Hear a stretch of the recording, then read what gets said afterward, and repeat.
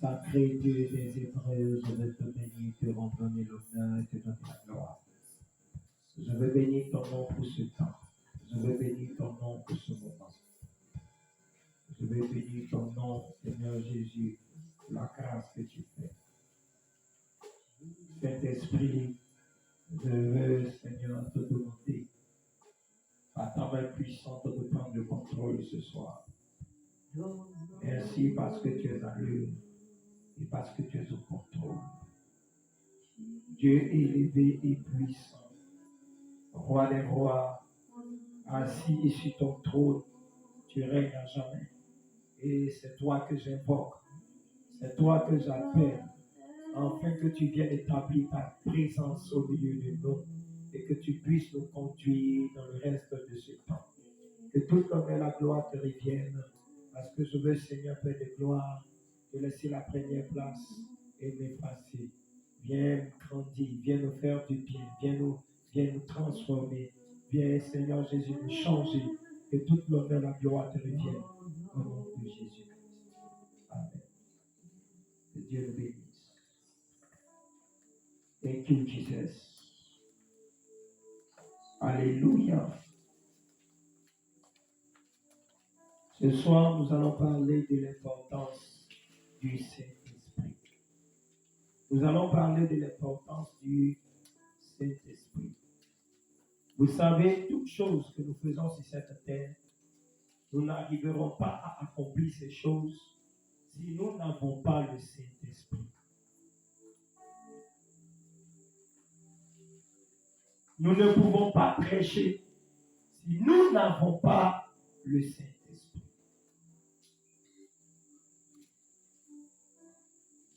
Nous ne pouvons pas prier pour les malades pour obtenir un résultat si nous n'avons pas le Saint-Esprit. Parce qu'une chose est de prier pour les malades, mais une chose est d'avoir un résultat. Une chose est de prêcher l'évangile.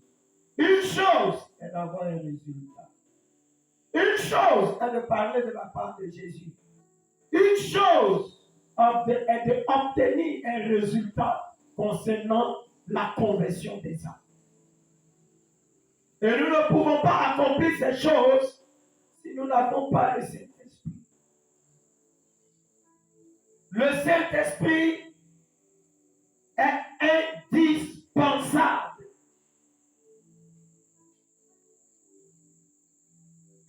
Le Saint-Esprit est nécessaire pour l'être humain.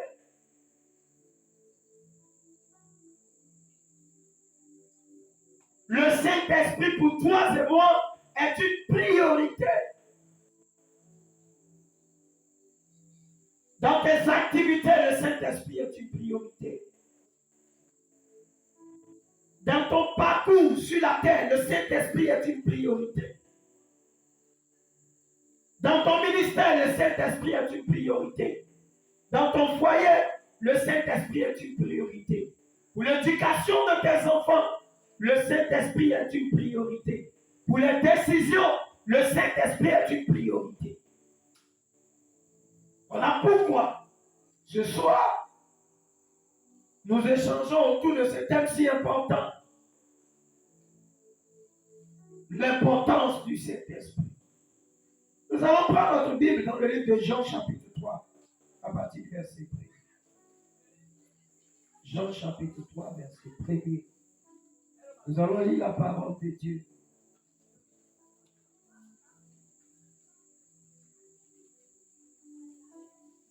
La Bible dit au commencement, Dieu créa les cieux et la terre.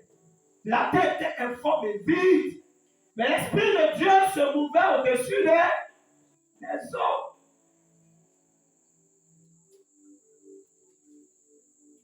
L'Esprit de Dieu qui se mouvait au-dessus des eaux était la personne du Saint-Esprit. Mais pas encore connu par le nom du Saint-Esprit.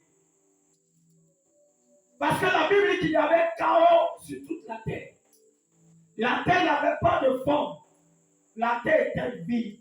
Or, pour que la terre soit remplie, pour que la terre ait une forme, pour que la terre ait un modèle, pour qu'un homme ait un modèle, pour qu'un homme ait un corps, il faut au préalable la présence du Saint-Esprit pour accomplir ces choses. Parce que c'est lui qui nous façonne, c'est lui qui nous modèle, c'est lui qui est à l'origine de la vie.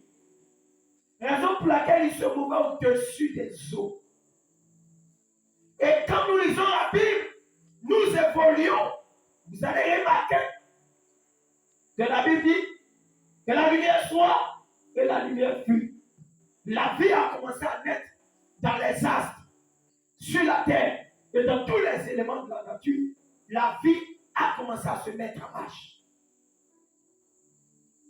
Mais à cette époque, on ne connaissait que l'Esprit de Dieu qui se mouvait au-dessus des eaux, comme l'Esprit de Dieu qui se mouvait au-dessus des eaux. Parce que c'était un secret personnel pour notre Dieu. On ne connaissait que l'Éternel. Mais la Bible déclare qu'à chaque fois qu'un prophète venait prophétiser, l'Esprit venait sur lui. Il prophétisait. Alléluia. Il ne s'agissait pas de la personne de Dieu qui venait sur lui, mais il s'agissait de la personne du Saint-Esprit, qui est la troisième personne de la manifestation divine et tangible de Dieu sur la terre. Et lorsque nous évoluons, nous allons remarquer que, au fur et à mesure, nous arrivons dans le Nouveau Testament. Jésus priait. Et quand il part, il dit, je ne vous abandonne pas, je vous ne laisserai pas orphelin, je vous enverrai le Saint-Esprit. Il vous conduira, il vous enseignera toutes choses, des choses même que je ne vous ai pas apprises. Il prendra ce qui est en moi et il le vous annoncera parce que je m'en vais au Père. Or Jésus disait, celui qui m'a vu a vu le Père. En fait, la personne du Saint-Esprit était l'équation, la caution et le résultat de la personne de Jésus. Sinon de la personne de Dieu au travers de Jésus. C'est pourquoi la Bible dit que nul ne peut aller au Père sans passer par lui. Et que lui, il est le chemin, la vérité, la vie. Ça veut dire que la caution pour aller au Père est la caution pour avoir le Saint-Esprit. Jésus est la caution. Si tu n'as pas Jésus, tu ne peux pas avoir le Saint-Esprit et tu ne peux pas rencontrer Dieu. D'abord, accepter Jésus. Quelqu'un qui n'a pas accepté Jésus, qui est la caution, ne peut pas avoir le Saint-Esprit, il ne peut pas entendre Dieu lui parler. Donc Jésus, le centre, est la caution. Voilà pourquoi la Bible dit qu'il est le chemin. Qu'est-ce que la Bible nous dit, Jean chapitre 3? Jean chapitre 3, verset 1er. Mais il fut un homme. Il eut un homme. D'entre les pharisiens, nommé Nicodème, un chef des Juifs, qui vint lui auprès de Jésus. Donc cet homme était, alléluia, un pharisien nommé Nicodème, un chef des Juifs. La Bible parle de Nicodème comme quelqu'un qui était instruit, très instruit, oui. Qui vient auprès de Jésus de nuit. Mais il arrive auprès de Jésus de nuit. Pourquoi? Il arrive auprès de Jésus de nuit parce que s'il venait dans la journée, c'était une honte. Son bagage intellectuel était tellement élevé qu'il était très, très, très difficile pour cet homme de venir le jour.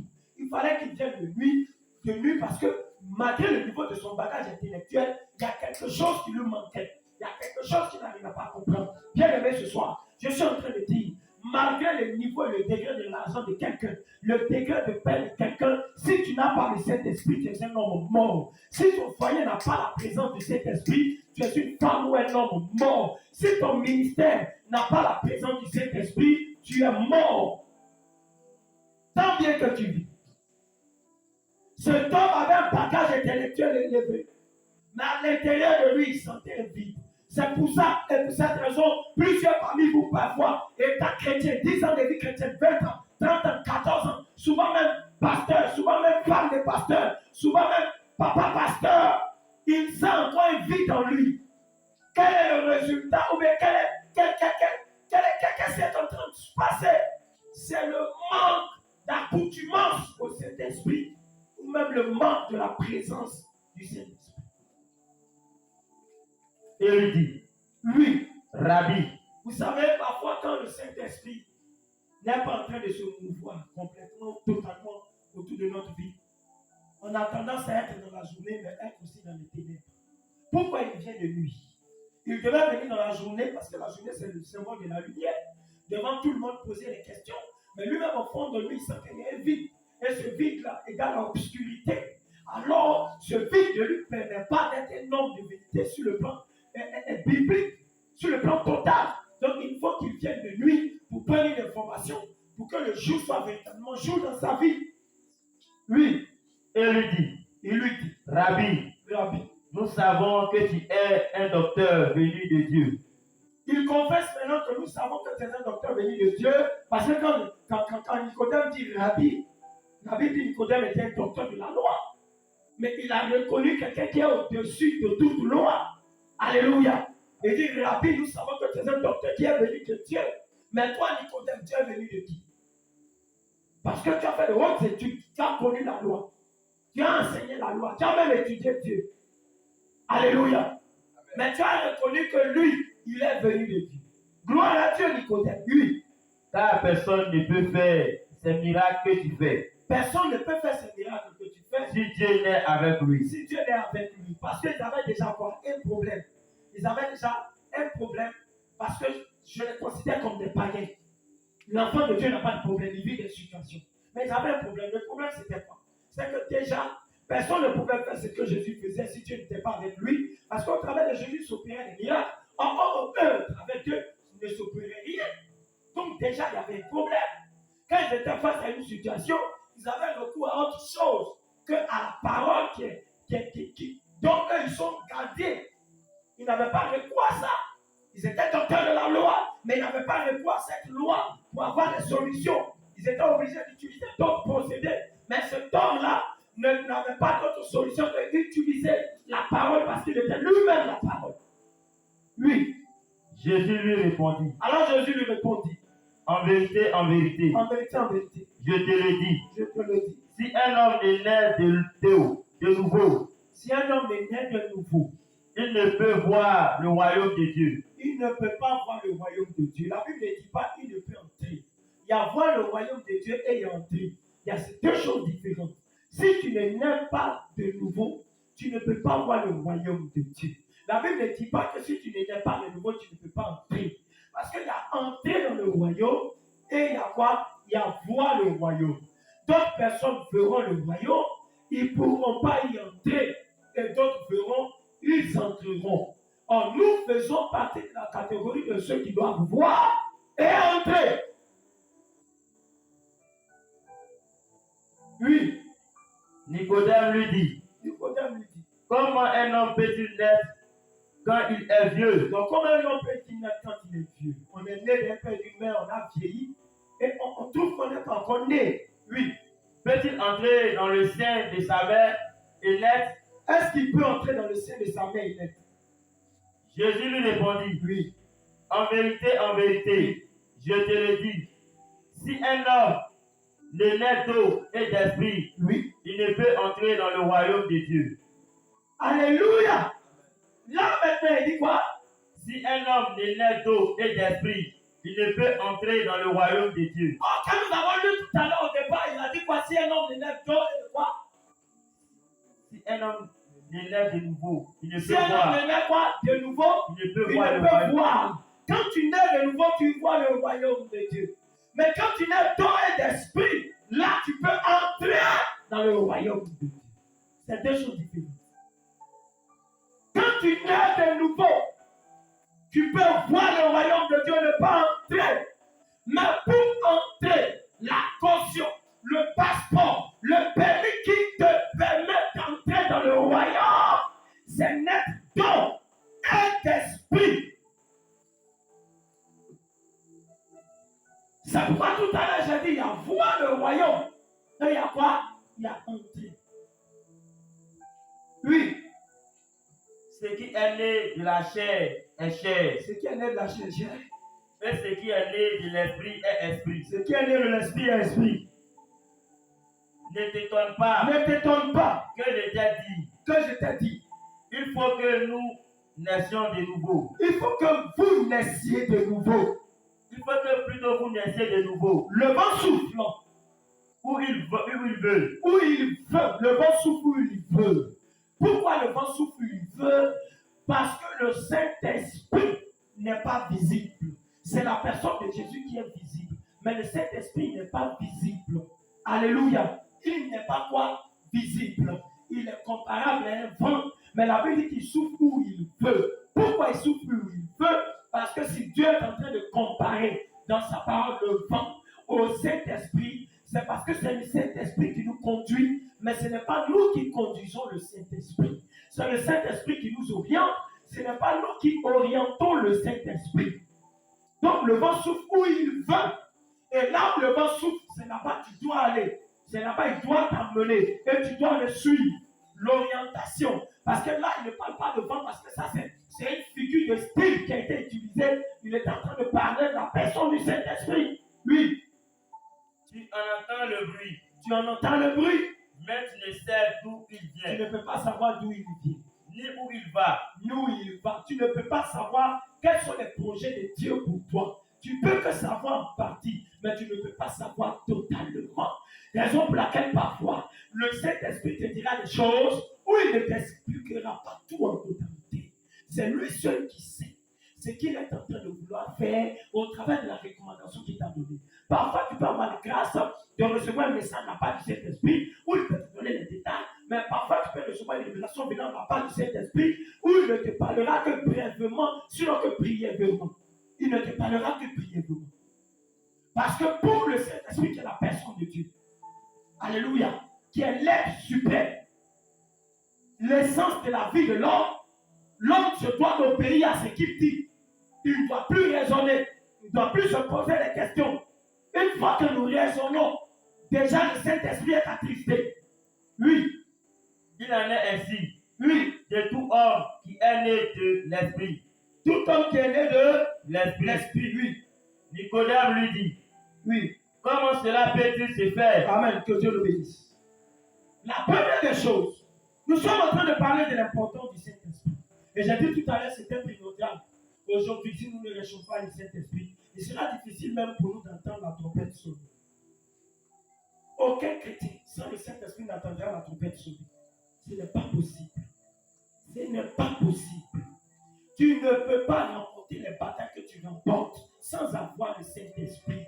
Tu pourras remporter quelques batailles, mais à un moment donné, tu seras en panne sèche de force. Pourquoi? Parce qu'à un moment donné, au niveau de ta vie chrétienne, il te faut permanemment le Saint-Esprit en toi pour que les victoires soient remportées et pour que tu ne sois jamais abattu. Si vous voyez des chrétiens qui ne sont jamais découragés, c'est la présence du Saint-Esprit qui agit en eux. Si vous voyez des chrétiens parfois aujourd'hui qui sont abattus, mardi qui ne sont pas abattus, mercredi qui sont découragés, jeudi qui ne sont pas découragés, leur vie balance, c'est le manque d'accoutumance au Saint-Esprit.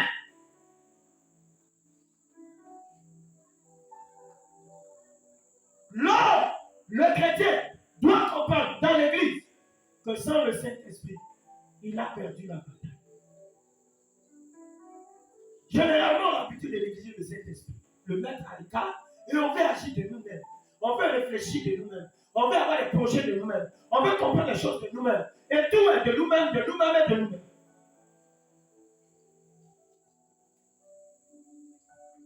Une chose est de naître de nouveau. Naître de nouveau, c'est quoi? Avoir une nouvelle mentalité. Et accepter Jésus comme ton Seigneur et ton quoi? Ton Sauveur. Première étape. Dans l'importance du Saint-Esprit, la première étape, c'est reconnaître Jésus comme ton Seigneur. Quelqu'un qui reconnaît Jésus comme son Seigneur, c'est que Jésus-Christ a droit de vie sur lui. C'est pourquoi de l'autre et dans les loges, elles ne reconnaissent pas le Seigneur Jésus comme leur Seigneur Parce que celui qui est ton Seigneur a droit de vie sur toi. Vous comprenez? Mais ils reconnaissent celui qui les gouverne comme leur Seigneur. Mais quand tu dis Jésus est mon Seigneur, ça veut dire qu'il a droit de vie sur toi. Tu es né pour mourir pour lui. Donc tu ne dois plus avoir peur de dire la vérité à quelqu'un. Tu es né pour mourir pour la cause de l'évangile. Tu ne dois plus avoir peur. C'est ça d'abord, naître de nouveau. Naître de nouveau, ce n'est pas d'abord parler en langue. Naître de nouveau, ce n'est pas prier pour les malades. Naître de nouveau, ce n'est pas robo chatarababa. Non. Naître de nouveau, ce n'est pas ça. Naître de nouveau, c'est avoir une nouvelle mentalité régénérée. Et cette mentalité doit te dire, tu es né de nouveau parce que tu es prêt maintenant à être sacrifice vivant pour celui qui t'a appelé. Tu es prêt à mourir pour lui. Tu es prêt à laisser des hommes pour lui. Tu es prêt à laisser des femmes pour lui. Tu es unique et tu as été appelé à mourir pour lui. C'est ça l'être de nouveau. L'ancienne naissance ne peut pas te pousser à mourir pour quelqu'un. Et si la nouvelle naissance ne peut pas te pousser à mourir pour Jésus, tu as déjà échoué ta vie chrétienne. Quel est le contrat qui nous unissait, moi et mon épouse? Quel est notre contrat? Le contrat, c'est que, quand je parle de contrat, c'est quoi? Quand on entre dans un mariage, on s'unit parce qu'on veut accomplir la volonté de Dieu. Et on régularise le côté matrimonial pour ne pas que le péché fasse, alléluia, éruption. Mais on ne se marie pas parce qu'on a besoin forcément de quelqu'un. On ne se marie pas parce que j'ai besoin forcément d'une femme. Et ça, c'est le contrat qui m'unissait moi et mon épouse. Elle m'a dit, le jour où tu ne sers plus Dieu, tu dois prendre ton chemin. Je lui ai aussi dit, le jour où tu ne sers plus Dieu, tu dois aussi prendre ton chemin. C'est le contrat qui nous unit. Donc, elle et moi, on a le droit de veiller sur ce que nous avons dit. Parce qu'on est né pour servir Dieu. On est né pour souffrir pour Dieu. On est né pour mourir pour Dieu. Elle n'est pas née pour mourir pour moi. Tant que je suis son mari, je ne suis pas son créateur. Je ne suis pas né pour mourir pour elle. Ce n'est pas elle qui m'a amené à l'existence. Ce n'est pas elle qui m'a protégé pendant que je vivais les combats. Jamais, aucunement, je ne peux mourir ni pour ma mère, ni pour mon père. Mais je dois être prêt et accepter de mourir pour Jésus. C'est ça l'être de nouveau. Combien de personnes sont nées de nouveau de cette façon? Plusieurs, parfois, dans les croisades, acceptent Jésus comme ton sauveur, ton Seigneur. Oui, je l'accepte comme mon Seigneur et mon sauveur. Est-ce que tu t'entends quand tu parles? Voilà pourquoi la Bible dit, je frappe à la porte de ton cœur. Si tu entends ma voix, tu ouvres. Si tu entends. Et si tu trouves que les fardeaux sont énormes sur toi, tu ouvres. Mais tu n'es pas obligé d'ouvrir. Lui ne t'a pas forcé.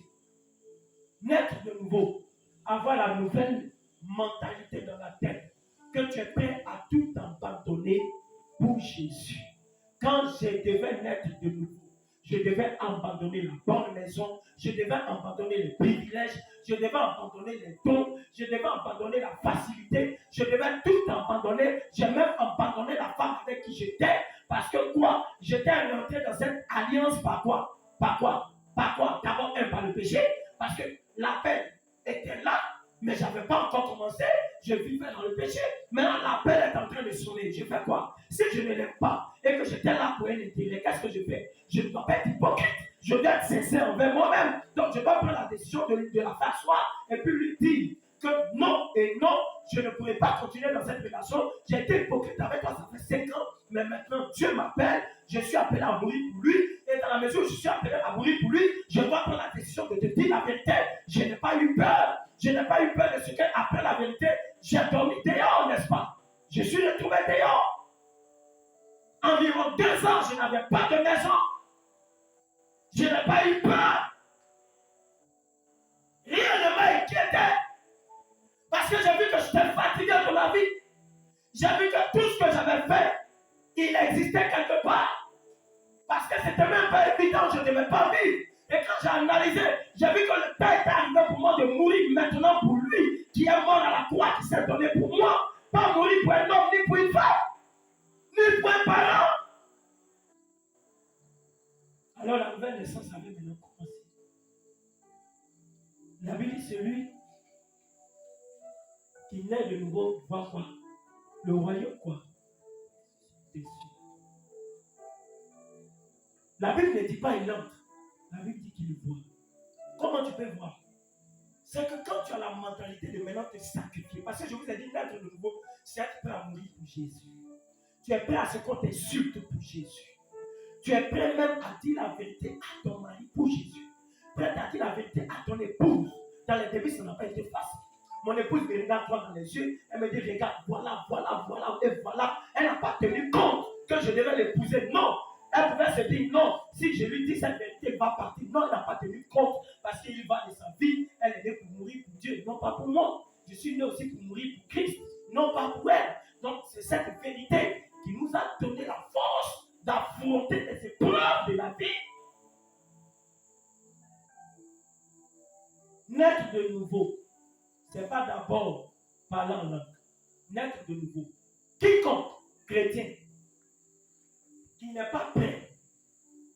Vous voyez aujourd'hui beaucoup d'enfants de Dieu. Tu veux naître de nouveau, oui. Je vais accepter le Seigneur comme mon Seigneur et mon Sauveur.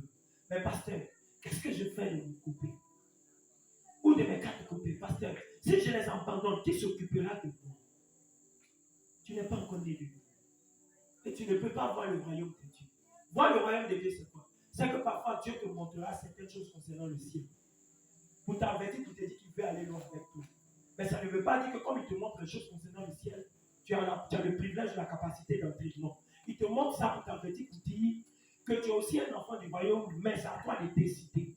Naître de nouveau, premièrement, c'est accepter et mettre dans sa tête, être prêt à mourir pour Jésus-Christ. Être prêt à abandonner sa copine pour Jésus-Christ. Je l'ai fait. J'avais des privilèges. Je ne payais pas d'abri, mais je devais abandonner. Une vie chrétienne sans sacrifice n'est pas une vie chrétienne. Une vie chrétienne sans sacrifice est une vie chrétienne bonbon, biscuit, chocolat. Si tu mènes une vie chrétienne sans sacrifice dès le départ, tu n'arriveras pas loin. Tu feras que te lamenter. Tu ne feras parfois même tu dis de te suicider. Pourquoi? Parce que tu deviens comme un Judas, un hypocrite. Tu as 2 pensées dans ta tête. Tu marches avec 2 cœurs différents, 2 pieds différents, 2 bras différents. L'hypocrisie tue. C'est l'hypocrisie qui a tué Judas. Il a fait semblant d'aimer Jésus. Mais à la fin, c'est sorti. Et il n'a pas pu supporter. Voilà pourquoi il s'est suicidé. Or, Pierre a fait quoi? Il a trahi. Trahi veut dire quoi? Il n'a pas reconnu que Jésus était Seigneur. Pendant que Jésus a fait des miracles au-devant de lui. Est-il normal que Pierre puisse le trahir? Non. Mais Pierre a fait quoi? Pierre n'a pas eu le courage de se suicider. Parce que la qualité qui était dans la vie de Pierre, c'était la sincérité. Pierre était sincère quand il suivait Jésus. La seule chose qui manquait à Pierre, c'est que Pierre encore avait peur. Mais Judas était hypocrite. Tu peux être sincère en voulant décider de suivre Jésus. Mais la peur peut t'animer. Toi, tu peux arriver au bout. Mais celui qui est hypocrite, tout l'anime. La Bible dit les lâches, les incrédules, n'hériteront pas le royaume de Dieu. Judas était lâche. Et quand quelqu'un lâche ton tard, il finit par avoir honte de son acte. Mais quand quelqu'un, dans la catégorie des pierres, peut avoir honte de son acte, mais il a l'esprit de la repentance. Voilà pourquoi Judas s'est suicidé. Pourquoi Dieu qualifie l'hypocrisie de l'une des qualités des sorciers? Parce que l'hypocrite fait semblant. Il n'y a pas de semblant de sacrifice. Soit tu te sacrifies, soit tu ne te sacrifies pas. Soit tu te donnes tout en entier, soit tu ne te donnes pas tout en entier. Alléluia. Donc, naître de nouveau, avoir la mentalité régénérée de ce que je suis prêt à mourir pour Jésus-Christ. Alors, comme tu es prêt à mourir pour lui, lui qui est Jésus-Christ, qui dit qu'il revient bientôt, tu auras des visions sur le royaume des cieux. Tu vas commencer à voir des choses extraordinaires concernant le royaume des cieux. Maintenant, pour entrer, il te faut le passeport, la carte d'identité qui confirme et qui est confirmée par l'eau du baptême. Première étape, plonger dans l'eau. Baptême de quoi? La repentance. Pour que tout le long de ta vie, tu aies la culture de la repentance. Que tu saches ce que c'est que la repentance, baptême de l'eau. Et après, tu recevras le baptême de l'Esprit. Au même instant, quand tu sortiras de l'eau, l'Esprit de Dieu viendra sur toi. L'Esprit de Dieu, ce n'est pas la puissance. L'Esprit de Dieu, c'est la personne et la présence divine de Dieu lui-même en personne, qui est le Saint-Esprit. Le Saint-Esprit n'est pas le feu. Le Saint-Esprit est une personne. C'est pourquoi vous allez remarquer qu'on n'attriste pas une personne. On n'attriste pas le feu, mais on attriste une personne. Ne comparez pas la puissance et le Saint-Esprit. Le Saint-Esprit n'est pas la puissance, mais devant le Saint-Esprit, il y a la puissance. Quand vous rencontrez le Saint-Esprit, la puissance va vous accompagner. Mais si vous rencontrez la puissance, le Saint-Esprit peut ne pas vous accompagner, vous allez faire beaucoup de dégâts. C'est pourquoi il y a des gens qui sont utilisés, mais le temps que Dieu leur a donné cause des dégâts. Parce qu'il leur manque la connaissance. Or, la connaissance provient du Saint-Esprit. Dis à quelqu'un, tu as besoin du Saint-Esprit. Donc, dans l'importance du Saint-Esprit, nous voyons que naître de nouveau, être prêt à mourir pour Jésus. Pour voir le royaume de Dieu. Pas quand tu mourras, mais étant sur la terre, tu auras de grandes visions. C'est ces visions qui t'encourageront à suivre Dieu. Donc, on raté cette étape. Deuxième étape, pour entrer, ça c'est l'étape maintenant du rachat. Pour entrer, l'étape du combat, du rachat. Pour entrer, entre dans l'eau du baptême. Et ressort de l'eau. Qu'est-ce que la Bible nous dit? Luc chapitre 3, verset 16. Et le thème sur lequel nous échangeons, c'est l'importance du Saint-Esprit. Luc 3, 16. Luc 3, le verset 16. Il leur dit à tous, moi je vous baptise d'eau. Moi je vous baptise d'eau. Mais il vient. Celui qui est plus puissant que moi. Il est celui qui est plus puissant que moi. Je ne suis pas digne de délier la croix de ses souliers. Oui. Lui, il vous baptisera du Saint-Esprit et de feu. Du Saint-Esprit et de feu. Alléluia. Quand vous lisez ce verset, vous avez l'impression qu'il y a deux baptêmes. On dit baptiser donc, et baptiser de Saint-Esprit et de quoi? De feu. Vous avez l'impression qu'il y a trois baptêmes. Il n'y a pas trois baptêmes. Il y a un seul baptême en trois étapes. La première étape, on te plonge dans pour te faire une sortie d'œuvre, qui équivaut au baptême de la repentance, lié à la chair. La deuxième étape, c'est le baptême de la connaissance. La Bible dit mon peuple périt parce qu'il lui manque quoi? La connaissance. Et quand Dieu te baptise dans la connaissance, c'est là que le Saint-Esprit intervient. Parce que là, il te parle, il t'enseigne. La Bible dit vous enseignera toutes choses. Pas forcément par l'intermédiaire de quelqu'un. Et même quand quelqu'un est en train de t'enseigner, parce que tu as reçu le baptême du Saint-Esprit, tu sauras s'il est en train de mentir concernant la Bible. Parce que le Saint-Esprit qui est l'enseignant par excellence te dira là, il n'a pas dit et il n'a pas parlé selon moi. Parce que tu es baptisé dans la connaissance. Baptisé dans la connaissance te plonge dans la profondeur de la révélation de la parole. Et tu n'es pas contrarié. Tu n'es pas troublé par l'enseignement des faux prophètes. Et tu sais ce que tu dis. Et tu sais quand tu parles ce que tu es en train d'avancer. Et après le baptême dans la connaissance, il dit, je vous baptiserai de Saint-Esprit. Oui. De Saint quoi? Saint-Esprit. Et puis quoi? De feu. Le feu, c'est la puissance. Quand tu es baptisé dans la connaissance, tu comprends les Écritures. Tu es même en mesure d'expliquer les Écritures. Maintenant, le baptême de feu, c'est le baptême de la puissance. C'est pourquoi la Bible dit que quand les lames se sont posées sur eux, il se fit un bruit comme un vent quoi? Impétueux. Dans le livre des Actes des Apôtres, il leur a dit, ne restez pas, ne vous éloignez pas. Ne vous éloignez pas de Jérusalem jusqu'à ce que l'Esprit consolateur. Pourquoi il ne dit pas l'Esprit de feu? Il dit l'Esprit consolateur parce que quoi? Un homme qui a la puissance, qui n'a pas la consolation, la puissance va le détruire. Quand tu as la puissance, tu dois avoir la consolation. C'est la consolation qui te donne d'orienter la puissance et de ne pas abuser du pouvoir que Dieu te donne. Il dit, je vous baptiserai du Saint-Esprit.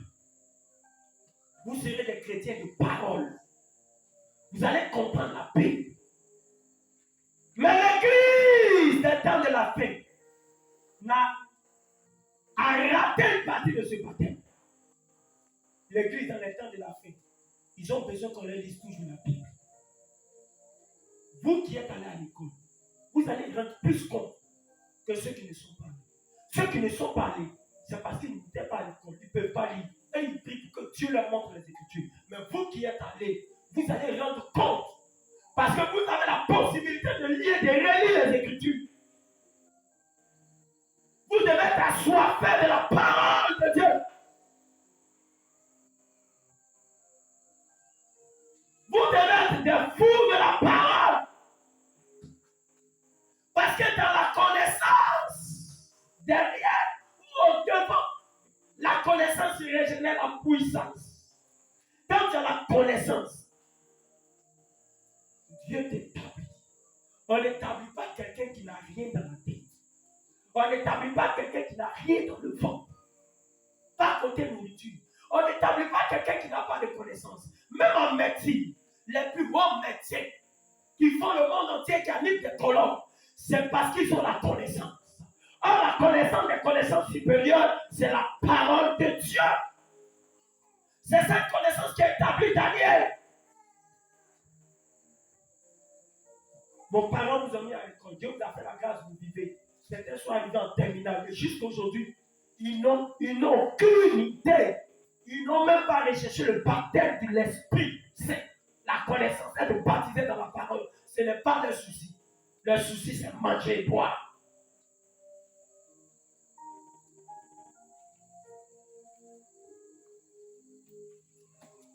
Il vous baptisera du Saint-Esprit et de feu. C'est une continuité. S'il y a le Saint-Esprit, le feu n'est pas là. S'il y a le Saint-Esprit, le feu n'est pas là. C'est ça pourquoi les sorciers te fatiguent. Ton problème d'abord, c'est le manque de Saint-Esprit. Il est à côté de toi. Ou même il est en toi, mais tu ne l'as pas laissé grandir. Alors il te fatigue. Parce que quand la connaissance est là, les sorciers attaquent par connaissance. Les sorciers attaquent les ignorants. Les sorciers ont peur d'attaquer ceux qui ne sont pas ignorants. Parce que quand tu n'es pas ignorant, tu connais la stratégie. Tu sais comment ils opèrent. Mais quand tu es ignorant, tu ne sais rien. L'ignorance, c'est la pire des maladies.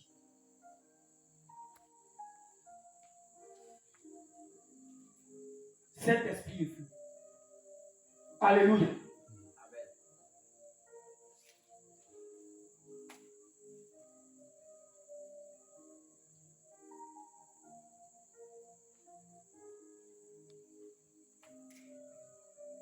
Le troisième point, Acte 19, verset 2. Quand vous avez été baptisé du Saint-Esprit et que vous avez reçu la puissance qui est le feu, le troisième point, vous allez comprendre pourquoi on parle du troisième point. Acte 19, verset 2. Acte 19, verset 2. Oui.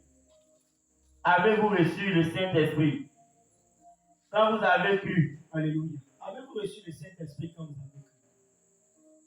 On reçoit le Saint-Esprit quand on a cru. Si tu n'as pas encore reçu le Saint-Esprit, c'est parce que tu n'as pas cru.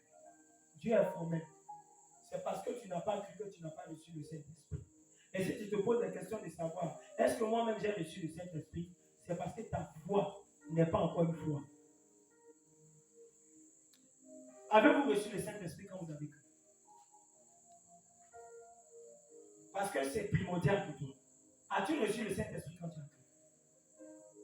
As-tu reçu le Saint-Esprit? Alléluia. Amen.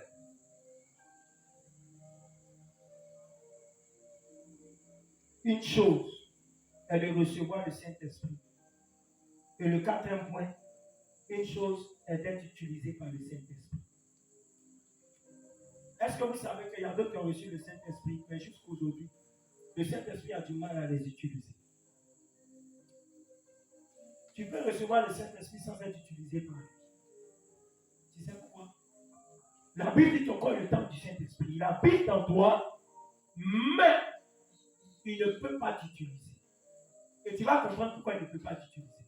Le besoin de Dieu dans les temps de la fin, que chaque femme soit utilisée par lui. Saint-Esprit. Le besoin de Dieu dans le temps de la fin, c'est que chaque homme soit utilisé par le Saint-Esprit. Pour qu'il y ait moins de problèmes sur la terre. Pour qu'il y ait moins de mauvais choix. Si tu n'as pas le Saint-Esprit, comment tu feras des choix? Sans le Saint-Esprit, puisque tu vis des vies de confusion, tu ne sais pas quelle est la décision qu'il faut prendre. C'est manque du Saint-Esprit ou manque d'accoutumance au Saint-Esprit. Le Saint-Esprit te dit toujours ce que tu dois faire.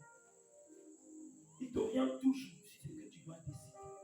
Le problème maintenant, le temps est arrivé pour toi de t'accoutumer au Saint-Esprit. Comme ça, tu ne feras pas de mauvais choix. Tu ne prendras pas de mauvaises décisions.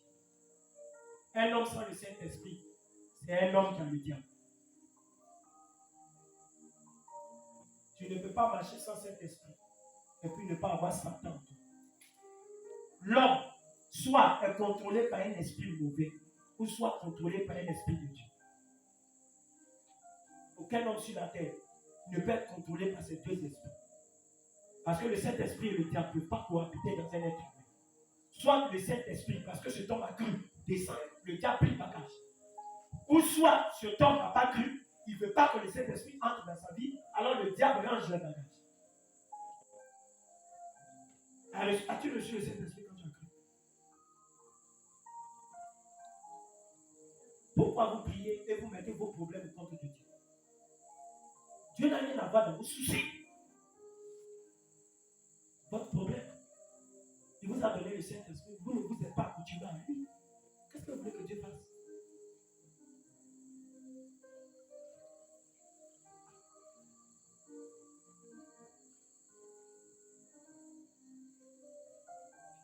Quelqu'un qui n'a pas le Saint-Esprit est limité dans ses pensées.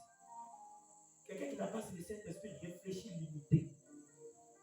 Écoute, les décisions de la pensée humaine ne peuvent pas te donner ou t'ouvrir une porte sur ta destinée.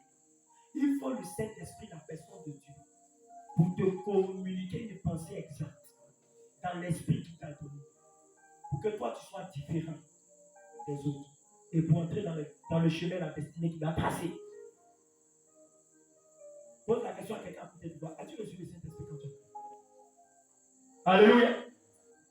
As-tu reçu le Saint-Esprit? Ce soir, une chose est de recevoir le Saint-Esprit. Une chose est d'être utilisée par le Saint-Esprit. L'église dans les temps de la fin, le véritable problème, c'est quoi?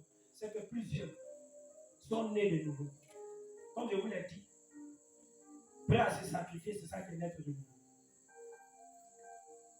Recevoir le baptême de l'esprit et de feu peut te permettre d'entrer dans le royaume parce que c'est le Saint-Esprit qui te conduira, qui t'enseignera des choses, qui te convaincra même de certains péchés. Et c'est le feu qui équivaut à la puissance qui t'aidera à échapper au piège des morts subites. Donc celui qui a né de nouveau voit le royaume, mais il peut ne pas entrer. C'est celui qui a le Saint-Esprit et le feu peut. Et qu'est-ce qu'il faut mettre? Le quatrième point, c'est que quoi? Donc on a reçu le Saint-Esprit, mais n'ont pas encore été utilisés par le Saint-Esprit. Ça fait 5 à 6 à 7 ans. Et ce qui t'empêche d'être utilisé par le Saint-Esprit,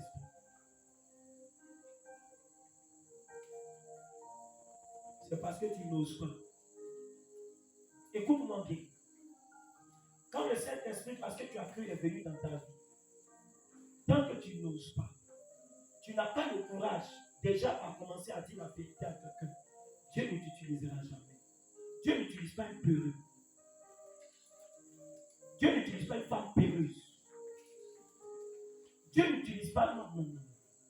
David n'avait pas reçu, écoutez-moi bien, avant que David ne reçoive l'huile sur sa tête par Samuel, la Bible dit, il se battait avec qui? Les jours, c'est qui? Et les lions. C'est pas ça? Est-ce qu'à cette époque, David avait reçu l'huile sur sa vie? Il avait déjà le courage. Alors Dieu a vu David comme quelqu'un qui pouvait être utilisé par lui. Pourquoi? Quand Saül était face à Goliath. Pendant 40 jours, Goliath lance le défi. Saül a perdu la foi. La peur est rentrée.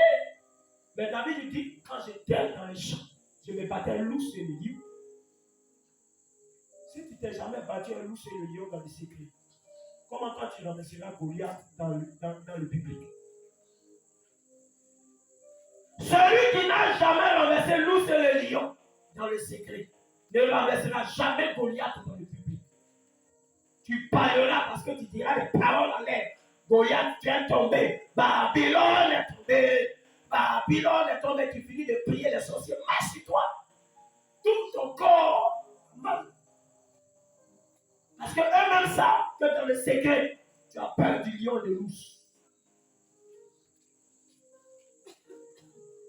Comment peux-tu être utilisé par Dieu alors que tu es une femme qui n'ose pas? Une femme qui perd courage. Une femme parfois à qui, quand Dieu se révèle à Moïse, il a dit à Moïse, tu es mon serviteur. Moïse dit, je péché. Dieu dit, non, ne péché. Ne dis pas ça. Il a dit à Jérémie, Jérémie dit, je suis un enfant. Dieu dit, non, ne dis pas ça. Je t'ai établi. Il a rencontré Gédéon. Gédéon aussi a dit quoi? Il a dit, ah, ma famille est la plus pauvre. Il dit, non, ne dis pas ça. À chaque fois que Dieu rencontre un homme qui veut l'utiliser, quand l'homme est complexe, ou quand l'homme est en train de dire quelque chose, ou même a peur, c'est peut-être quelque part normal, mais c'est anormal selon Dieu, mais peut-être normal selon vous. Raison pour laquelle parfois Dieu dit non, ne dis pas cette chose. Il a dit à Gédéon, lève-toi, va héros. Parce qu'il voulait utiliser Gédéon, pourquoi? Pour délivrer le peuple. Plusieurs parmi vous ici, Dieu veut vous utiliser pour ça. Vous savez pourquoi vous souffrez? Vous souffrez parce que vous n'êtes pas encore levé. Et lorsque le Saint-Esprit veut vous aider à accomplir quelque chose, vous dites au Saint-Esprit, laisse m'aimer.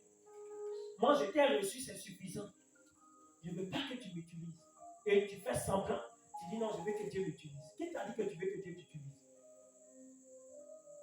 Quelqu'un qui veut que Dieu l'utilise. Même s'il ne sait pas parler le français. On lui dit aujourd'hui, c'est quoi qui te dit? Il dit, pasteur, je bénis le nom de Dieu parce qu'aujourd'hui, Dieu sera avec nous. Si tu veux que Dieu t'utilise, il faut oser. Quand Dieu te dit tu peux, crois que tu peux.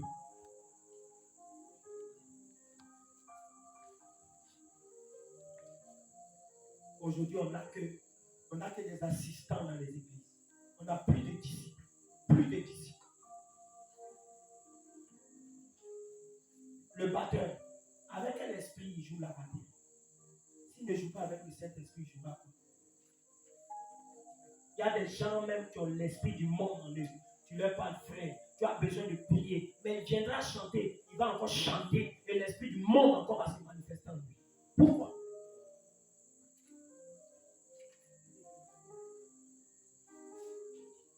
Le chanteur qui chante, il doit s'accoutumer au Saint-Esprit. Le prédicateur, quand il prêche, il doit s'accoutumer au Saint-Esprit. Le lecteur, quand il donne la lecture, il doit s'accoutumer au Saint-Esprit. Tout est fait du Saint-Esprit. Même dans vos préoccupations et occupations, vous avez besoin du Saint-Esprit en permanence pour faire les choix. Même quand vous partez au marché, vous avez besoin du Saint-Esprit pour faire les choix. Même quand vous devez vous habiller, vous avez besoin du Saint-Esprit. Parce que si le Saint-Esprit n'est pas primordial pour vous, le dépouillement, vous ne pouvez pas. Vous ne pourrez pas. Vous allez murmurer le problème du Saint-Esprit.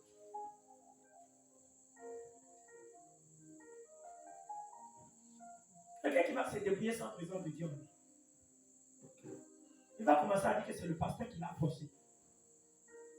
Lui, il n'a pas voulu, elle n'a pas voulu, mais c'est le pasteur avec sa doctrine qui l'a obligé. Certaines femmes même marchent et puis elles regrettent. Comment tu peux regretter ta vie chrétienne? C'est le manque du Saint-Esprit en toi qui fait ça. Comment tu peux regretter d'être vivant? C'est le manque du Saint-Esprit. Aucune personne n'a reçu le Saint-Esprit et a regretté d'être vivant. Parce que le Saint-Esprit, c'est la vie. C'est la vie éternelle. Quelqu'un qui n'a pas le Saint-Esprit, ne t'étonne pas que tu ne vas même pas attendre la trompette. Détrompe-toi. C'est par le Saint-Esprit en toi que tu pourras attendre la trompette. C'est par le Saint-Esprit qu'on attendra la trompette.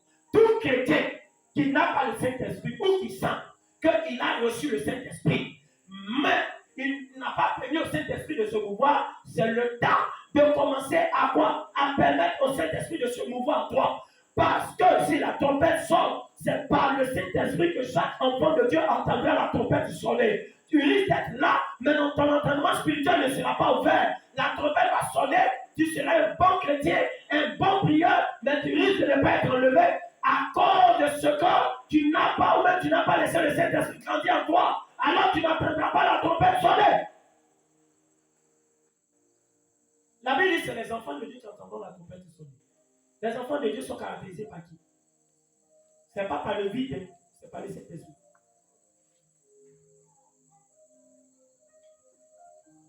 Pose la question à quelqu'un. Toi, tu t'es donné comment à Jésus et jusqu'aujourd'hui, tu regrettes ta vie chrétienne.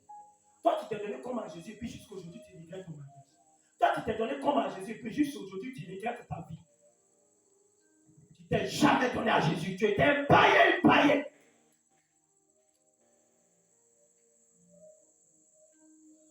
Première chose, quand on veut se donner à Jésus, on met en tête qu'on est prêt à mourir pour Jésus d'abord. Pas prêt à mourir pour son mari, ni pour sa femme. Prêt à mourir pour Jésus. Je peux tout pour Jésus. Abandonner ma femme pour Jésus. Abandonner mon mari pour Jésus. Il me retrouvera de vous. C'est pourquoi Jésus dit, alléluia, que quiconque fait bon. Non. Si tu as le Saint-Esprit, tu vas me faire ressortir le verset. Non. Merci. Celui qui aime son père, sa mère, plus que moi, n'est pas digne de moi. Qu'est-ce que vous avez compris dans ce verset? Est-ce que Dieu t'a dit de ne pas aimer? Mais Dieu est en train de dire, tu aimes d'abord Dieu avant ton père, Dieu avant ton mari, Dieu avant ta mère. Si dans ta vie chrétienne, tu n'as pas mis Dieu devant d'abord, tu as déjà échoué ta vie chrétienne. Au revoir. Tu as glissé. Dieu ne t'a pas dit d'aller, mais il est en train de te dire de le mettre au premier plan. Pour lui, tu es capable de tout faire. Combien de chrétiens sont prêts à souffrir pour Jésus? Mais ils veulent que Jésus continue de souffrir pour eux. Ils veulent que Jésus continue de les bénir. Mais eux ne veulent pas souffrir pour lui. Ils ne veulent même pas se laisser utiliser par lui.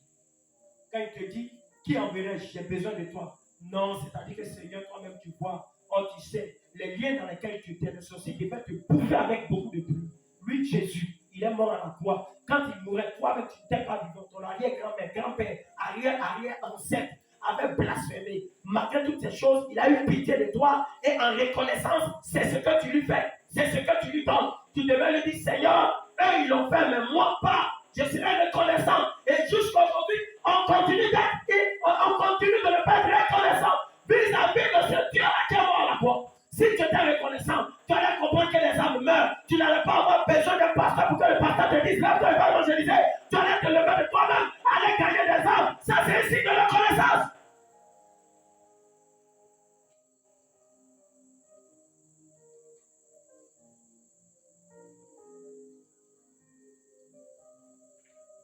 Ce n'est pas ton problème. Moi, l'essentiel, que Dieu te bénisse. S'il ne t'a pas béni, toi, tu l'attends. Ce qu'il a dit, il le fera. Même s'il m'a appelé, lui-même, il sait, c'est lui qui crée en moi le vouloir et le pouvoir.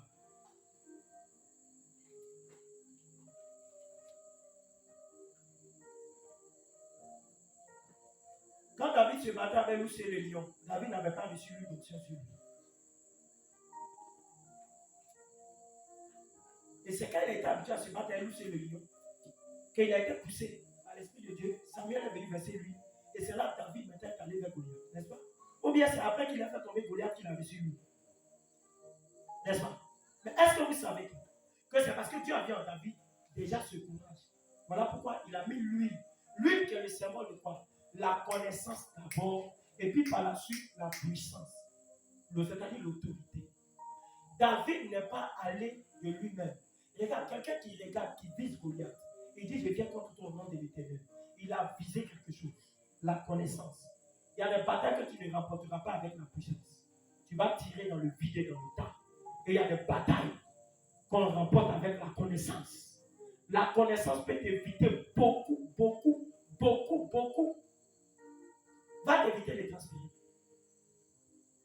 Parfois, vous les chrétiens, il y a là où on peut utiliser la connaissance pour gérer un problème. Vous utilisez la puissance. Là où on doit utiliser la puissance, c'est là-bas que vous utilisez la connaissance. Parce que vous renversez tout.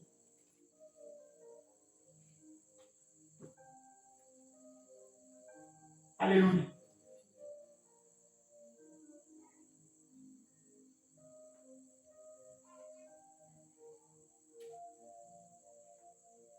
La trompette va sonner. La trompette va sonner. Beaucoup de chrétiens, je les entends dire ça, la trompette va sonner. Tu penses que tu entendras la trompette si tu n'as pas le Saint-Esprit? Ou bien tu verras la trompette en songe. Les songes que tu fais, c'est pour t'avertir que Jésus revient. Mais Dieu ne va pas te dire que la trompette ne sonnera pas en songe. Regarde. L'oreille que tu vois sur le plan physique, il y a une autre oreille sur le plan spirituel. Les yeux que tu vois sur le plan physique, il y a des yeux sur le plan spirituel que tu as. Et c'est le Saint-Esprit qui t'ouvre ces yeux pour te permettre de voir des choses. Je ne vais pas dire que c'est toi-même qui as les yeux ouverts. Parce que c'est toi-même qui as les yeux ouverts, là tu es dans le Jésus. Mais j'ai dit le Saint-Esprit t'ouvre les yeux. C'est deux choses différentes. C'est comme tu dis quelqu'un me. Alléluia, que Dieu m'a transporté. Ça, c'est le langage de la Bible. Mais quand tu dis je suis sorti de mon corps et je suis arrivé, là tu es sorcier. Il y a le langage de Dieu et il y a le langage des sorciers. Il y a le langage du monde. La Bible dit autrefois, amen, les prophètes étaient appelés quoi? Les voyants. Aujourd'hui, si toi tu es prophète que tu te fais appeler voyant, c'est que tu es un sorcier. Mais comment toi, tu as eu une telle grande connaissance, Dieu t'utilise dans les miracles et tu ne sais pas ces choses, tu mets sur des affiches grand voyant ou allons voir le voyant. Pendant que la Bible dit, autrefois, les prophètes étaient appelés les voyants. Ça, c'était le passé. Maintenant, aujourd'hui, les prophètes, les voyants d'enfants sont aujourd'hui appelés les prophètes. Et toi, tu continues à dire que tu es un voyant. Mais tu prêtes à quoi la connaissance? Être utilisé par Dieu? Non. Je crois au pouvoir que tu as reçu. Je crois à l'autorité que tu as reçue. Non. Je doute. Je ne peux pas croire. Alléluia. Donc ce soir, une chose, c'est de recevoir le Saint-Esprit. Mais une chose, c'est de te laisser utiliser par lui. Ta vie n'aura pas de sens tant que tu ne te laisseras pas utiliser par le Saint-Esprit. Tu seras comme quelqu'un qui est venu accompagner les autres. C'est pourquoi tu es tout le temps triste. Tes journées sont tristes, tes jours sont bizarres. Et quand on te pose la question, tu ne sais pas si tu dois aller rejoindre ta grand-mère ou ton grand-père. Tu ne sais pas même si tu dois aller le voir un peu, si tu dois revenir. C'est ton problème. C'est ton problème qui est là.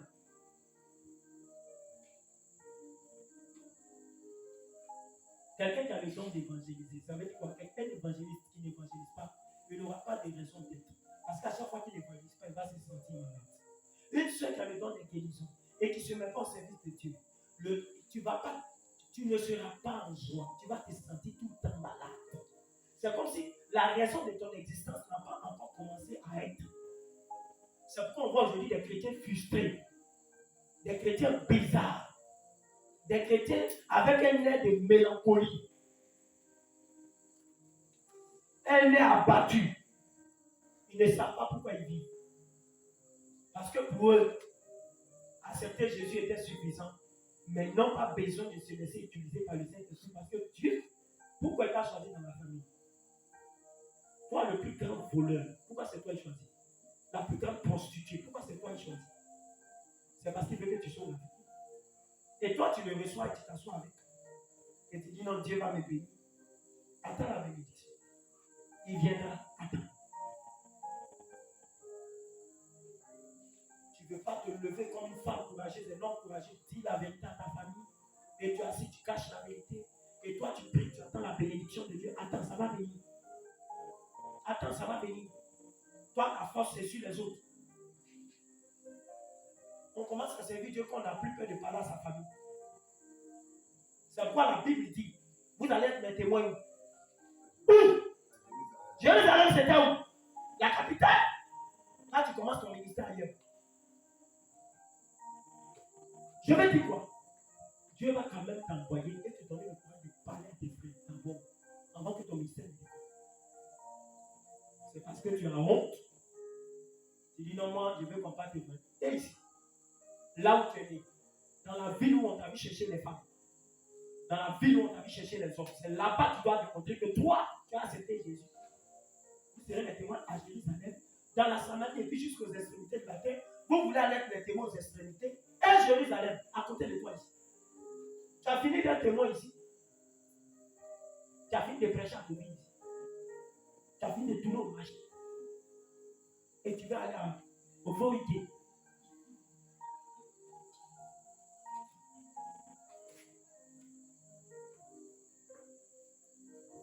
Tu peux recevoir le Saint-Esprit, mais si tu ne te laisses pas utiliser par le Saint-Esprit,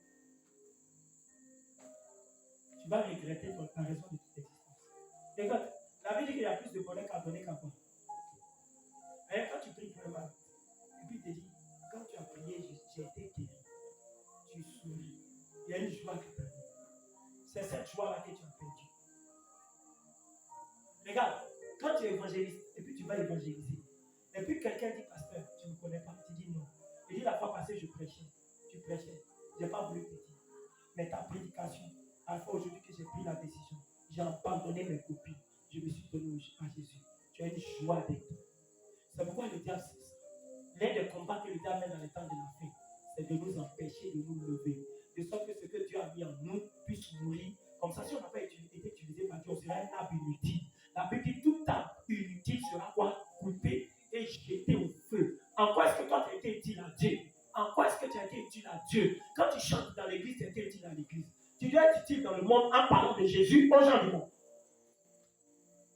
Taper la batterie, tu as été utile pour l'église. On n'est pas seulement utile pour l'église. On n'est pas né pour seulement l'église. On est né pour dehors aussi. Parce que le jour où Jésus prend le boulot, il dit aujourd'hui, cette parole, partie de la prophétie s'est accomplie. Il sort du temple et il va dehors. Pour dire ça commence dans l'église et ça va dehors.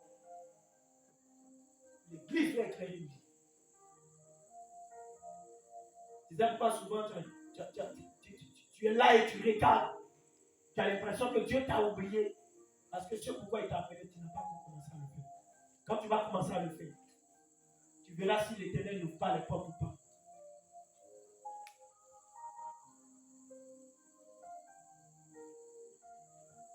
Sois une grande servante de Dieu.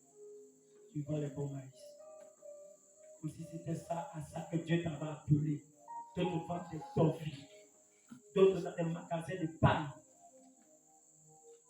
On te dit, va délivrer les arbres. Toi, c'est paille. Tu aimes tellement t'habiller que tu veux prendre des raccourcis. Paille. Magasin de paille. Tu toi-même, il faut voir.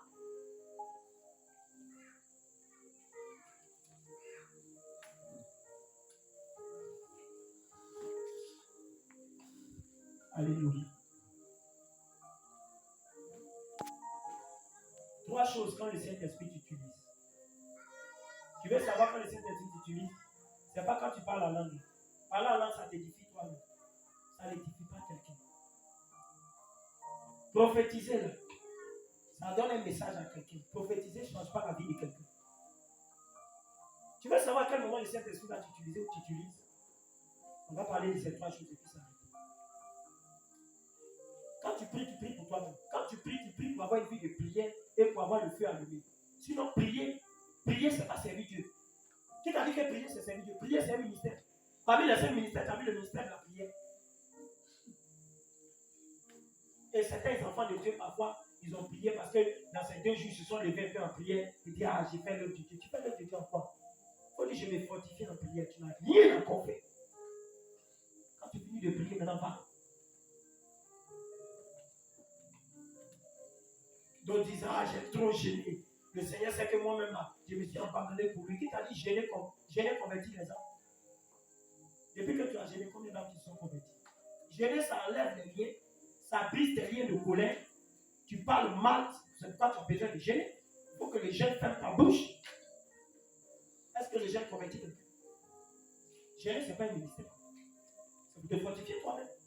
À partir de quel moment tu sauras maintenant que le Saint-Esprit est en train de t'utiliser? Ou à partir de quel moment que tu sauras, ou tu sais que le Saint-Esprit est en toi? Ce sont ces trois choses. Parce qu'il y a d'autres qui disent ça. On peut avoir le Saint-Esprit sans parler en langue.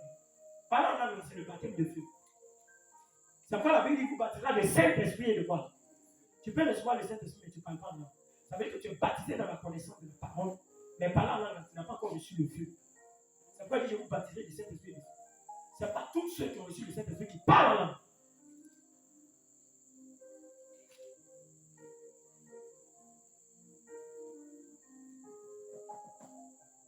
Maintenant, tu veux savoir si le Saint-Esprit t'utilise ou bien il envoie en toi ou bien il t'a abandonné.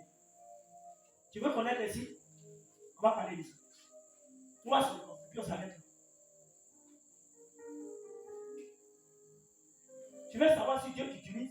Parce que plusieurs se posent la question, mais quels sont les signes? Comment je peux faire pour savoir que Dieu m'utilise? Parce que moi-même, je ne sais même pas s'il y a un mois ou bien il m'a abandonné il y a longtemps. On va parler de ça. 3 signes. Acte 2, 41. Acte chapitre 2, verset 41. Premier signe. Acte 2, verset 41. Oui. Ceux qui acceptaient sa parole furent baptisés. Et en ce jour-là, le nombre des disciples s'augmenta d'environ 3000 membres, 3000 âmes. Alléluia. Quand Paul a prêché, qui a prêché là, il y avait combien de convertis? 3000. 3000. C'est par la puissance du Saint-Esprit. Et c'est là le ministère de Pierre a commencé. Quand Pierre était derrière Jésus, tant bien que Jésus était la puissance du Saint-Esprit, il n'avait pas encore été libéré. La Bible dit que ce genre de démon ne sort que par la prière et le quoi? Le jeûne. Ça veut dire que tu n'attends pas qu'il y ait un démon puis tu vas jeûner. La comédie de certaines personnes. C'est quand il y a un démon, tu dis, bon, ok, je viens. Il y a combien de démons? 4 démons. Ah, mais c'est des démons pour hier. Attendez-moi, je vais faire 4 jours de jeûne, puis je vais venir prier pour vous. Non!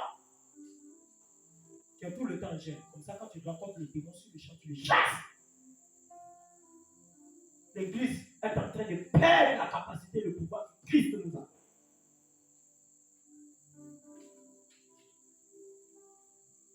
Quand tu parles aux gens, tant bien que tu n'as pas d'église, ils veulent te suivre pour venir sur ton nom, Seigneur. Le Saint-Esprit arrive. Si tu veux parler la langue, fais tout. Si une seule âme n'a même pas pu, au travers du message que tu véhicules, être converti, ça veut dire être transformé. Il faut revoir ta façon et ta relation avec lui.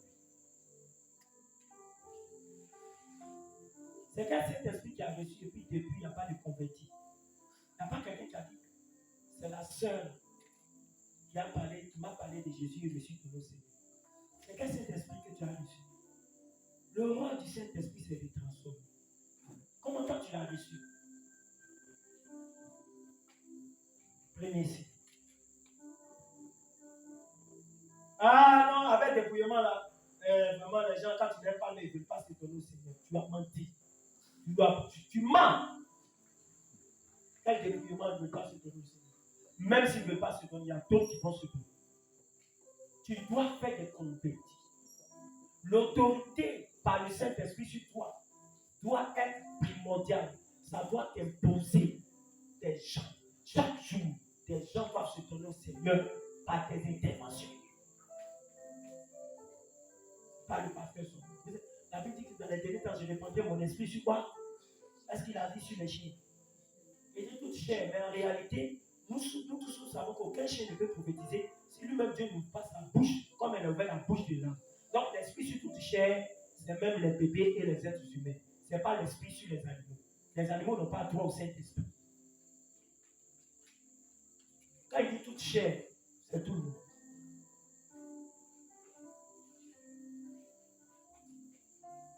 Qui est ton fils spirituel? Montre-moi ton fils spirituel. Montrez-moi vos enfants spirituels. Quand ton papa t'a mis au monde, à un certain niveau de ta vie chrétienne, toi aussi tu accouches. Et ton enfant aussi accouche. Tu as quel stade? Ou bien tu n'as pas encore accouché, tu es stérile. C'est ça? Quand tu es un garçon stérile, tu ne te multiplies pas. Tu ne te multiplies pas dans le Seigneur. Ou bien tu as fait des enfants comme ça. Parce que quand tu es chrétien, que tu fais des enfants comme ça et là, c'est quoi? C'est que souvent, quand tu vois, quand le chrétien est un peu affaibli, tu viens l'encourager. Oh, il y a quelqu'un déjà qui lui a donné le petit. Parce que quand tu aimes la facilité, tu sortis les gens qui se sont dehors de va chez les païens. Quelqu'un qui était sous l'art, et tu lui parles de Dieu, quand tu donnes au Seigneur, tu sauras que Dieu a commencé à faire avec toi. Il faut qu'on travaille de vous. Il y a des témoignages ici. Vous dites j'étais un braqueur. Mais la sœur m'a annoncé l'évangile. À partir de ce moment, tu sentiras les manifestations de Dieu par le Saint-Esprit. Si ces choses ne sont pas encore arrivées, tu n'as rien encore fait. Et quand tu n'as rien encore fait, il faut te taire. Il ne faut pas demander bénédiction à Dieu. Il faut accepter de souffrir d'abord. C'est quand tu as fait du bon pour Dieu. Et ceux qui ont souffert, qui ont donné des âmes, tu veux que Dieu les laisse pour toi venir te bénir. Qu'est-ce que toi tu as fait? C'est dormir, te réveiller. Et quand tu parles à une âme, si aujourd'hui l'âme, tu dois aller la chercher quand l'âme ne vient pas, parce que les gens sont compliqués à cause des dépriments là même. Et même, il ne veut même pas te donner le Seigneur. C'est moi ce que je dis, moi, il est venu. On n'a pas besoin de toi. Pose la question à ton frère. Où est ton fils spirituel? Il y a lequel tu viens de dimanche.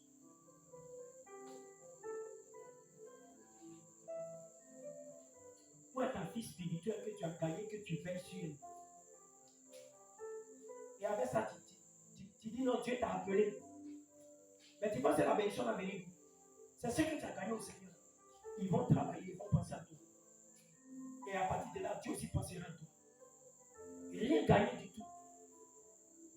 Donc le ciel va s'ouvrir. Et l'argent tombe.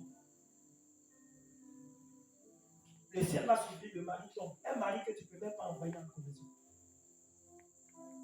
Une femme que tu ne peux pas envoyer à la conversion. Aujourd'hui, il y a des foyers où le monsieur là, il dit, mais ma femme, quand il lui parle, elle ne comprend pas autant. Ça là, c'est sa vie. Vous allez aller où? Comment c'est sa vie? Tu es un homme ou bien tu es une femme? Pourquoi? Qu'est-ce qui nous unit? Par rapport à quoi? Par rapport à quoi je vais marcher avec toi si je suis un homme, je vais t'épouser? Moi, j'aime le Seigneur, toi, tu n'aimes pas. Et puis parce que tu es trop belle. Tu es trop mignonne. Pour que je meure vite. Pour me faire parler, on va parler sur les âmes, on va venir parler sur toi encore. Pas question. Tu te convertis, tu prends ta route. Les enfants de Dieu dans les temps de la fin doivent comprendre que si vous faites un faux mariage, vous êtes condamné à l'enfer. Et c'est là-bas le diable vous attend. Quand vous finissez de faire feu, il dit très bien. Je sais que je ne peux pas la voir. Ses parents me l'ont donné, mais je ne peux pas la tenir. J'attendrai le jour où elle se décidera de se marier. Et comme tu brûles trop, ou bien tu as besoin de chaleur, parce que vous n'aimez pas la solitude. C'est ça le problème des hommes d'aujourd'hui et des femmes d'aujourd'hui. Souvent la solitude t'enseigne. C'est dans la solitude qu'on apprend à connaître ceux qui t'aiment, ceux qui ne t'aiment pas. Mais on est pressé. Quand on se sent seul une semaine, le corps démange, les nerfs nous grattent. On a besoin de quelqu'un qui va poser, qui va nous dire bébé. Avec tous les problèmes là. La tante habite en toi, le cousin habite en toi, 3 esprits humains en toi. Ils ne sont pas encore partis. Quand tu cherches quelqu'un qui te dit bébé, c'est des dégâts que vous allez commettre.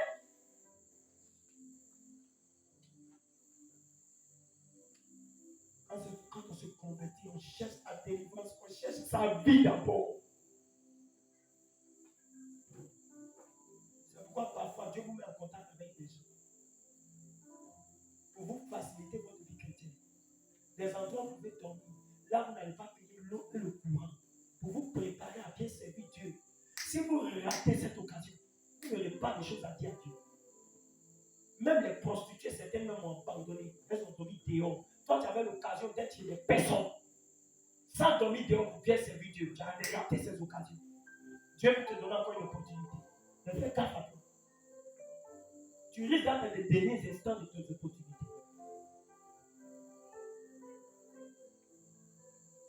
Vous pensez que les opportunités que Dieu vous donne, il ne les voit pas. Il sait. Il connaît votre situation, c'est pourquoi il veut vous faciliter la tâche. Vous compliquez. Quand Dieu vous facilite la tâche, vous compliquez. Il veut vous faciliter la tâche, vous compliquez. Il t'enlève un fardeau, toi tu t'en vas supporter 2 fardeaux. Il décharge 3 fardeaux, tu t'en vas soulever 4 fardeaux.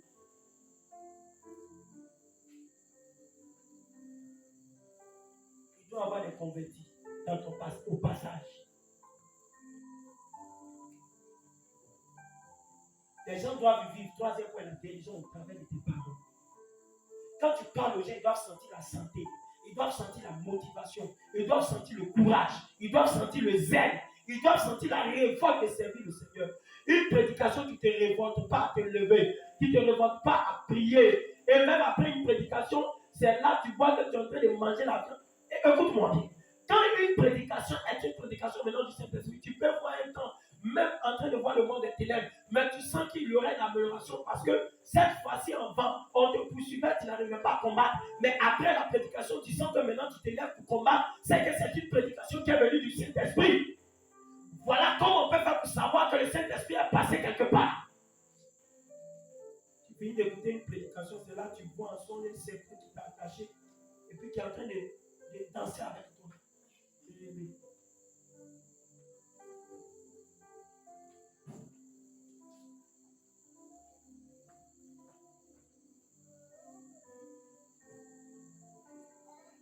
Tu as écouté plusieurs prédications. Pourquoi jusqu'aujourd'hui, il n'y a pas eu d'impact dans ta vie? Et c'est maintenant que tu as peut-être l'impression, je dis peut-être parce que je ne sais pas, peut-être l'impression que c'est maintenant que tu vas te lever. Parce qu'au fait, le Saint-Esprit te dit que tu n'as jamais été chrétien ni chrétien. C'est maintenant que tu vas te convertir.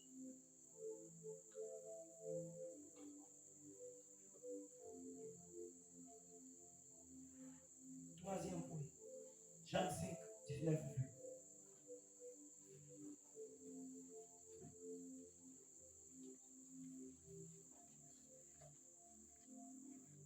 Jacques chapitre 5, 19 à 20. Verset 19 à 20. Oui. Mes frères, si quelqu'un parmi vous s'est égaré loin de la vérité, Oui. Mes frères, si quelqu'un parmi vous, Va faire ta pénitence. mes frères, si quelqu'un parmi vous s'est égaré loin de la vérité, Oui. et qu'un autre l'y ramène, qu'il sache que celui qui ramène un pécheur de la voie où il s'était égaré sauvera une âme de la mort et couvrira une multitude de péchés. Très bien.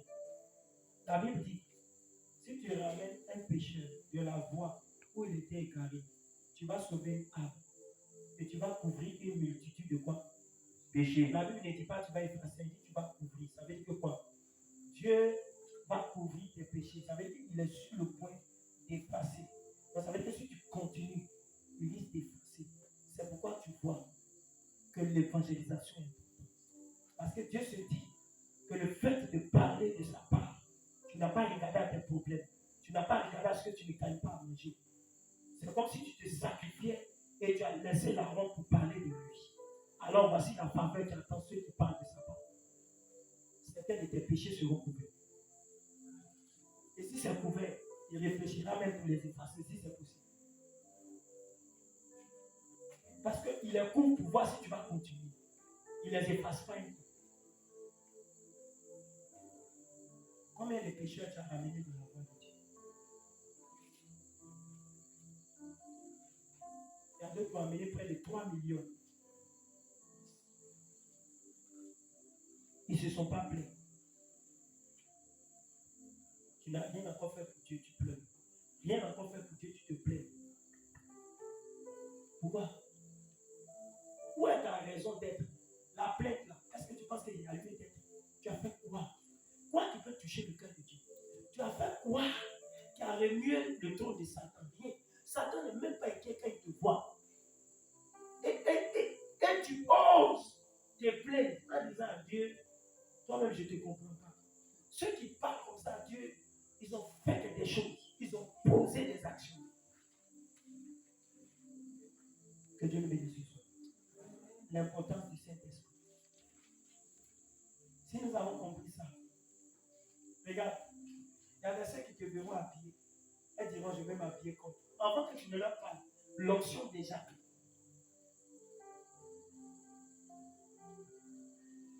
Mais, quand même tu vas évangéliser, tu es triste, comme celui à qui tu évangélises, tu es triste. Madame, triste, plus triste, égale à quoi? Grande tristesse. Les gens qui vont évangéliser, qui sont là, réfléchis. Même à la maison, même pas plaisir. Qu'est-ce qu'il y a manger? Et tu vas trouver quelqu'un aussi qui vit les mêmes problèmes que toi. C'est quelle vie tu vas communiquer? Tu vas évangéliser, tu n'es pas en joie, tu n'es pas libre dans le cœur. Chacun a ses soucis. Chacun vit des situations. Alléluia. Attends, Sion, Caleb et Jésus, quand ils se réveillent, et ils exercent le ministère jusqu'à midi. Ils peuvent prendre une pause 30 minutes. Et ils continuent de travailler jusqu'au soir. Le ministère, vous savez de quoi je parle. Vous pensez que si je dois réfléchir à ce qu'ils sont en train de manger seulement, je pourrais venir m'arrêter là pour vous parler de Dieu. Je dirais, mais Seigneur, qu'est-ce qu'ils mangeront demain? Vous pensez que vous avez des soucis?